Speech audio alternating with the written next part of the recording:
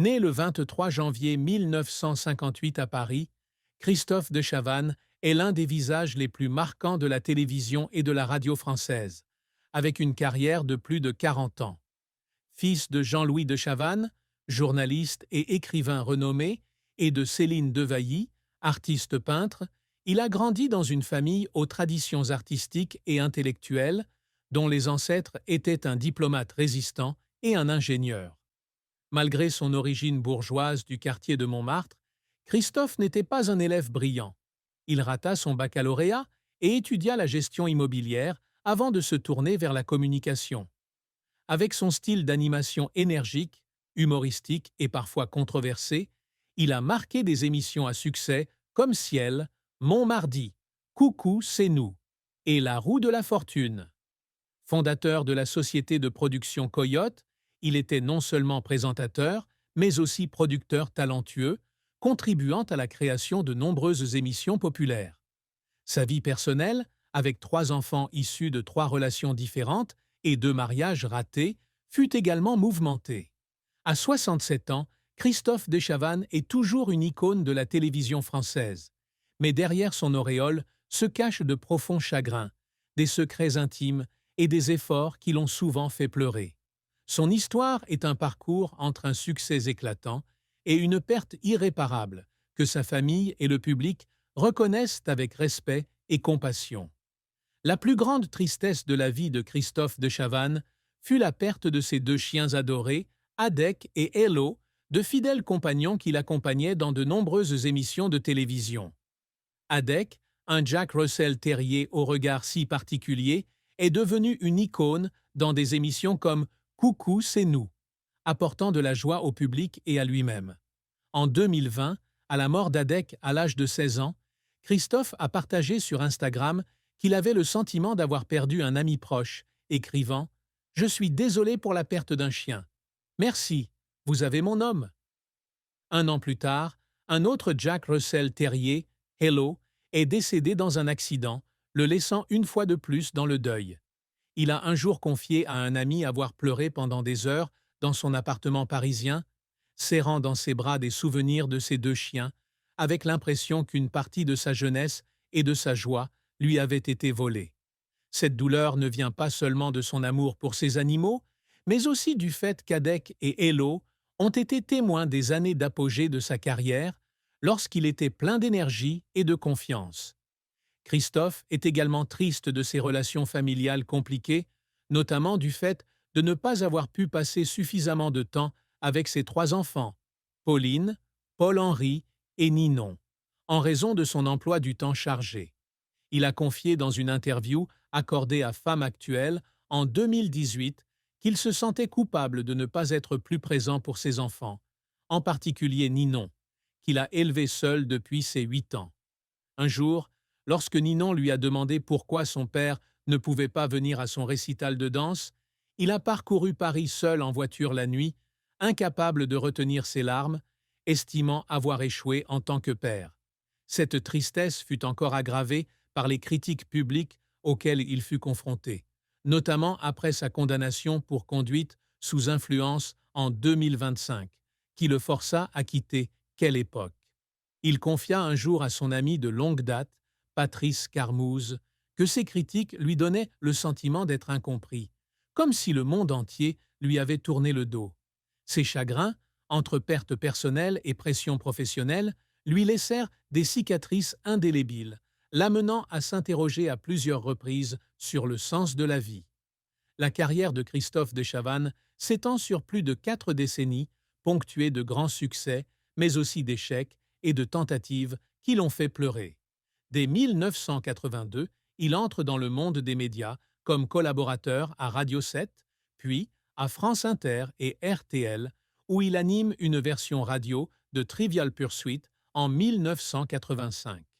Sa carrière télévisuelle débute en 1983 avec Super Défi sur TF1, un jeu télévisé pour les jeunes, mais il devient véritablement célèbre en animant. C'est encore mieux l'après-midi sur Antenne 2 à partir de 2496 en 1985.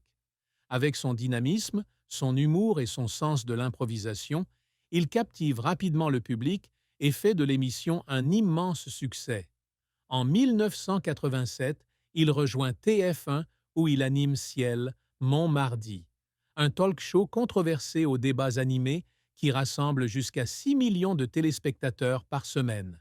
Cette émission, ainsi que Coucou, c'est nous, de 1992 à 1994, font de lui l'un des animateurs les plus appréciés de France.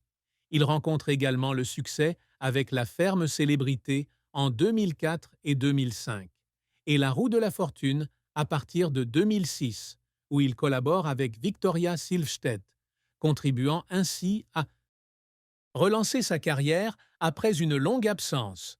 Fondateur de Coyote Productions en 1989, il produit de nombreuses émissions populaires telles que Combien ça coûte et Les 100 plus grands, prouvant son talent non seulement devant la caméra, mais aussi en coulisses. Il s'essaie également au métier d'acteur, apparaissant dans des films comme Les Visiteurs et Braquage en famille et prêtant sa voix à Crash dans L'Âge de glace 2. Cependant, sa carrière n'est pas toujours sans embûches. L'émission Panique sur le 16 de 1987 est un échec, annulé au bout de quelques mois faute d'intérêt. En 1994, Tout le Tout Team, un talk-show très attendu, ne dura que 4 semaines avant d'être annulé en raison de faibles audiences, ce qui lui valut ce que Patrick Lelay, président de TF1, qualifia de « accident du travail ». Il raconta un jour qu'après la première décevante de Tout le Tout Team, il s'était assis seul en studio, lisant les critiques, et avait fondu en larmes, sentant sa carrière s'effondrer. Autre échec, il présenta Les Grosses Têtes sur RTL en 2000, mais l'émission ne rencontra pas le succès escompté, lui laissant le sentiment d'avoir perdu toute chance de s'imposer dans le milieu de la radio. Surmonter cet échec ne fut pas chose aisée. Il passa des mois à s'entraîner pour améliorer son style d'animation, travaillant jusqu'à l'épuisement pour préparer Ciel, Mon Mardi. Un jour, alors qu'il préparait La Ferme Célébrité, il souffrit d'insomnie à cause de la pression de plaire à la fois au public et aux producteurs, et pleura dans la loge en pensant ne pas pouvoir répondre aux attentes. Pourtant, ce sont ces échecs qui l'ont façonné, lui ont appris à se relever et à continuer à se consacrer pleinement. Passionné de course automobile, il a terminé 2e du championnat de France de supertourisme en 1998. Mais un accident mineur lors des 24 heures du Mans l'a contraint à mettre cette passion entre parenthèses, une décision qui l'a laissé en larmes, car il avait l'impression de renoncer à une partie de lui-même. La vie de Christophe de Chavannes a connu une fin tragique en 2025. Il a été condamné pour conduite sous l'emprise de stimulants, ce qui a entraîné son départ de l'émission Quelle époque sur France 2 et des orages de la vie sur RTL TVI. Cet incident a non seulement porté atteinte à sa réputation, mais l'a également plongé dans une profonde dépression. Il a un jour confié à Patrice Carmouze qu'il avait l'impression que le monde entier lui avait tourné le dos, les journaux ne cessant de le relayer et le qualifiant de « échec ». Il a pleuré dans son appartement parisien, lisant des commentaires négatifs sur les réseaux sociaux, avec l'impression que ses années de dévouement à la télévision avaient été anéanties par une seule erreur. L'événement a été rendu encore plus douloureux lorsqu'il a reçu un message de sa fille Ninon, qui lui disait s'inquiéter pour lui et ne voulait pas qu'il se sente seul. Bien qu'il ait essayé de rester positif, quitter 2 émissions importantes a été un choc énorme, le poussant à se demander s'il avait encore sa place à la télévision. Un jour, debout devant le miroir de la salle de bain, il a regardé son visage fatigué et a fondu en larmes, repensant à l'époque glorieuse où il présentait Coucou, c'est nous, avec un sourire radieux. Les téléspectateurs, notamment les fans de longue date, ont exprimé leur chagrin sur les réseaux sociaux. Une utilisatrice nommée Claire a écrit avoir pleuré en apprenant la nouvelle de son départ de Quelle époque, ressentant la douleur de quelqu'un qui avait toujours apporté de la joie à tous. Cette triste fin, même si elle ne marque pas la fin de sa carrière, rappelle que même les plus grandes stars peuvent traverser des moments qui leur donnent l'impression d'avoir tout perdu. L'histoire d'amour et de mariage de Christophe de Chavannes est complexe, ponctuée de joie et de profonde tristesse. Il est père de 3 enfants issus de 3 unions différentes. Pauline, née en 1987, avec la productrice Marie Geneste, Paul-Henri, né en 1990, avec Isabelle, et Ninon, né en 1998, avec l'actrice Manon Saïdani. Il a été marié 2 fois, d'abord avec Stéphanie Long, ancienne mannequin et rédactrice, en 2004, mais leur union n'a duré que jusqu'en 2005. En 2010, il a épousé Sophie Lapointe, directrice d'une marque de mode. Mais ce mariage a également pris fin au bout d'1 an. Ces mariages ratés ont été source de beaucoup de tristesse dans sa vie. Il a un jour confié qu'après son divorce avec Stéphanie Long, il avait le sentiment d'avoir échoué à fonder une famille stable et qu'il pleurait, assis seul dans son appartement, à regarder de vieilles photos de famille.